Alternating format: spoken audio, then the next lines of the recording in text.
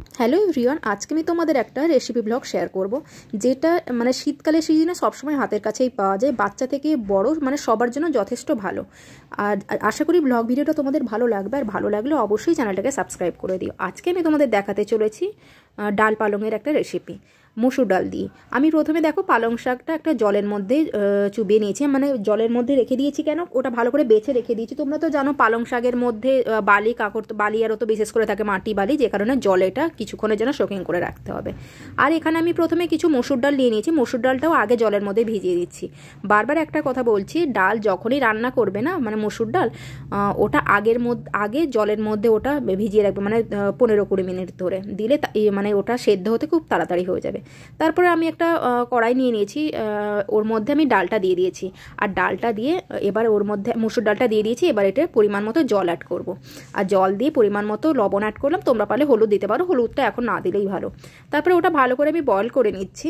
আর বয়েলটা ততক্ষণই করবে যতক্ষণ না ডালগুলো ছেড়ে ছেড়ে যায়, মানে তোমরা হাতের মধ্যে নিয়েই বুঝতে পারবে ডালগুলো নরম হয়েছে। আমি এখানে দেখিয়ে দিচ্ছি, দেখো জাস্ট একটা স্পুন নেবে, স্পুনে করে দেখে নেবে ডালটা কতটাই ছেড়েছে, কতটাই সফট হয়েছে। মানে এরকম নরম হলে, বেশি মানে শক্ত অবস্থায় তো নামাবে না, এটা নর্মালি সবাই জানো। যাই হোক, ডালটা আমার ভালোভাবে সেদ্ধ হয়ে গেছে। এবারে গ্যাস ওভেনটা বন্ধ করে দেবো।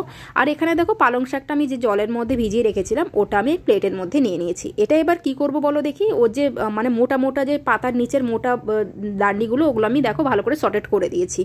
এবার এটাকে আমি কেটে নেব। বাট পালং শাক সবসময় কাটার পরে ধোবে না, কাটার আগে জিনিসটা ধুয়ে নেবে, তারপরে কাটবে। এখানে দেখো আমি কেটে নিয়েছি, ছুরি দিয়েই কেটে নিয়েছি। এবার মানে এরকম করেই জাস্ট এই রকম পিসেস করেই কাটবে, বেশি বড় বড়ও রাখার দরকার নেই, বেশি বড় রাখলেও অসুবিধে নেই, বাট একটা তরকারিতে যে জিনিসটা ভালো লাগে। যাই হোক, এখানে কিছু আমি মশলা কেটে নিয়েছি। এখানে পেঁয়াজ আছে, কাঁচা লঙ্কা, আর একটু আদা কুচি, একটু রসুন কুচি। আর তোমরা পারলে টমেটোও দিতে পারো, বাট আমার হাতের কাছে এই মুহূর্তে টমেটো ছিল না, যে কারণে টমেটো আমি দিতে পারিনি। আর এখানে দেখো আদা রসুনটা একটু একেবারে ছোট ছোট কুচি কুচি করে নেবে, যাতে মুখের মধ্যে পুরোটা না পড়ে। এরপরে আমি কড়াই নিয়ে নিয়েছি, জাস্ট অল্প তেলের মধ্যেই, দেখো স্টেপটা এতটা ইজি না, অল্প তেল নিয়েছি। তেলটা গরম হয়ে যাওয়ার পরে সামান্য পরিমাণে গোটা জিরে আমি দিয়েছি। এবার গোটা জিরে অ্যাড করার পরে এখানে 5 ফোড়ন দিয়ে দিয়েছি, মানে 5 ফোড়নের মধ্যে থেকে আমি মেথিটা বাদ দিয়ে দিয়েছি, কেন তেতো লাগে। আর একটা দিয়ে দিয়েছি শুকনো লঙ্কা। এরপরে এর মধ্যে দিয়ে দেবো তেজপাতা, দিয়ে ফোড়নটা ভালো করে নাড়িয়ে নেব, মানে ফ্রাই করে নেব। এরপরে এর মধ্যে অ্যাড করব কুচি করে কেটে রাখা পেঁয়াজটা অ্যাড করার পরে ও পেঁয়াজটাও খানিকক্ষণ নাড়ানাড়ি করে নেওয়ার পরে এরপরে এটাতে আমি অ্যাড করব রসুন কুচিটা অ্যাড করার পরে একটু জাস্ট নাড়ানাড়ি করে এর মধ্যে অ্যাড করে দেব আদা কুচি। দিয়ে আদা কুচি রসুন কুচিটা ভালো করে করে নিয়ে হালকা ফ্রাই করে নিয়ে, বেশি ফ্রাই করবে না, পুড়ে যাবে। এরপর আমি এর মধ্যে অ্যাড করব পালং শাক। আর এর মধ্যে মানে ডিরেক্ট পেঁয়াজ বা আদা রসুনের মধ্যে কোনো মশলা আমি দিচ্ছি না। পালং শাকটা দিয়ে দেওয়ার পরে এর মধ্যে আমি দিয়ে দেব অল্প পরিমাণে হলুদ গুঁড়ো, আর অল্প পরিমাণের লঙ্কা গুঁড়োটা আমি দিইনি, যেহেতু আমি লঙ্কাটা এই মুহূর্তে খাবো না, একটা শুকনো লঙ্কা দিয়েছি। আর জিরে গুঁড়ো দিয়ে দিয়েছি।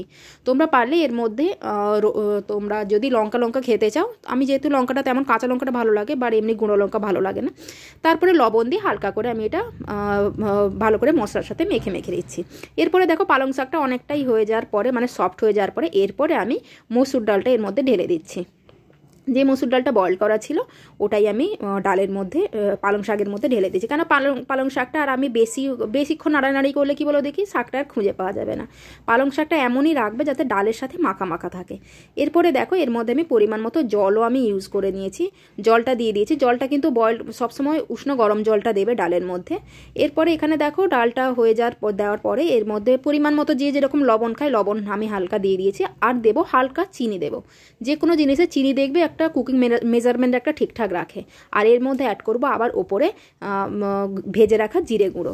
ধনে গুঁড়ো কিন্তু এর মধ্যে অ্যাড করবে না, যেহেতু ডাল জিনিসে তো ধনে গুঁড়ো একেবারে মানায় না। আর দেখো ডালটা আমার সম্পূর্ণরূপে রেডি হয়ে গেছে। তোমরা হয়তো ভাববে হ্যাঁ পালং শাকের সাথে ডাল ভালো লাগে না, বাট এটা সত্যি মানে বাচ্চাদের জন্য যথেষ্ট ভালো, ইভেন বড়দের জন্য। তারপরে পুরোটা ডালটা হয়ে যাওয়ার পর ওপরে হালকা আমি সর্ষে তেল দিয়ে দিচ্ছি। আর দেবো একটা কেটে রাখা একটা কাঁচা লঙ্কা। তোমরা তো জানো কাঁচা লঙ্কা খুবই ভালো, বিশেষ করে না পেটের প্রবলেম না শরীরের প্রবলেম, খুবই ভালো কাঁচা লঙ্কাটা খাওয়া, অবশ্য বাচ্চাদের জন্য নয়। তারপরে এটা দিয়ে দেওয়ার পরে তারপরে দেখো আমার ডালটা সম্পূর্ণরূপে রেডি। এটা তোমরা পারলে রুটি দিয়েও খেতে পারো, এমনি খালিও জাস্ট ডায়েট হিসেবেও খেতে পারো, আর গরম ভাতের সাথেও খেতে পারো। আমি কিন্তু গরম ভাতের সাথেই শেয়ার করেছিলাম। আর জিনিসটা সত্যি এতটাই সুন্দর টেস্ট হয়েছিল না, আর এতটাই হেলদি। তোমরা যেহেতু শীতের সিজন, এখন তো পালং তো বিশেষ করে পাওয়াই যাবে বাজারে, তোমরাও পারলে ট্রাই করো। আশা করি রেসিপি ব্লগটা তোমাদের ভালো লাগবে। আর বারবার বলছি, ভালো লাগলে অবশ্যই চ্যানেলটাকে একটু সাবস্ক্রাইব করে দিও, আর একটু লাইক করে দিও, আর কমেন্ট করে দিও। টাটা।